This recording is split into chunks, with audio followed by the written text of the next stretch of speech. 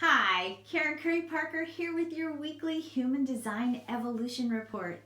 We're starting this week with a full moon cycle. So, anytime we have full moon energy, it's a great opportunity to really ask yourself what needs to be healed, aligned, or released so that you can bring yourself back into alignment with your intentions, your desires, what it is that you're seeking to build and grow in your life and your reality. It's particularly important to do that at this time because we are in a really unique cycle in that right now all planets are in forward momentum there. Nothing is in retrograde, which means we're all about picking up the pace and gaining momentum on all the things that we've been thinking about, dreaming about. You may have felt that the beginning of the year had kind of a sleepy sort of quality to it, that you maybe felt like, oh, I want to get clear about my intentions. I want to get clear about my new year.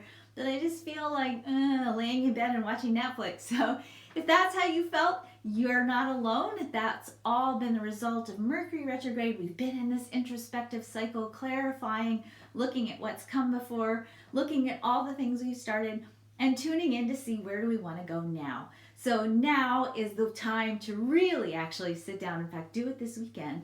Sit down and really get clear about what do I want? Where am I headed? What are my intentions for the year? Now is the time for you to get your mojo going, to get your momentum rolling, and the planets certainly support you in that forward momentum. We are finishing up the last cycle of the human design year, moving towards the beginning of February, where we start in the first quarter of the year, and we are being invited while we work with this energy to really look at what's come before, what was last year about, what did you learn, what did you love, what do you want to let go of, and what do you want to create new? I specifically invite you to ask yourself, what do you want in your life in relation to your spiritual connection and your connection to Source? We are working with the energy of wonder in the sun. So we are really reconnecting with and re-engaging with the wonder that fills us with excitement, inspiration, the wonder that makes us have our breath taken away by the awe and the beauty of life and all that life brings. So that energy of wonder and inspiration is actually one of our most creative energies. It allows us to swim and to engage in more deeply with the mystery of the unfolding of life. So you have the power and the capacity with this energy playing to really tap into more mysterious elements of what is your life about and how can you create more magic, and what would happen if you let go and got out of the logic that you perhaps are deeply conditioned to use and engage more with a sense of wonder, a sense of trusting in the mystery and the serendipity and the synchronicity and the magic of the unfolding of life. So it's a juicy and sweet, sweet energy that we actually end up bringing and grounding out next week, starting in Monday, when we start to move into the 60 in the sun, when we start to take that wonder, that innovate, that curiosity and that expansion that we've been playing with and anchor it into innovation and the beginning of new innovative ideas, innovative possibilities, innovative opportunities for you to create something radically new, transformative, and powerful in your life and in the year to come. That's the good stuff. Okay, so I gotta throw a couple of red flags on the play here. We still have some dodgy energy that is really trying to wake us up. We have the capacity, and I've said this in my yearly transit report, this year we have the capacity to be hypnotized and seduced by things that are not true, things that are out of alignment with what we know in our hearts as truth. Do not let those seductions happen and take you down a rabbit hole and away from what is truth for you. This is a time to stay connected to your heart, to stay connected with what you know is true, and to not get lost in the chaos and the craziness of the outer manifested world, but to continue, especially over the course of this year, to stay deeply connected to the dreams and the visions of your heart and to work those visions in a practical, daily, ritualistic kind of a way. This is a year to really go back and revisit, what is your habit? What habits do you have about maintaining your mindset, maintaining your vibration, keeping your focus, your eye on the prize. What are you seeking to build in your life? And not just for your own life, but for the world.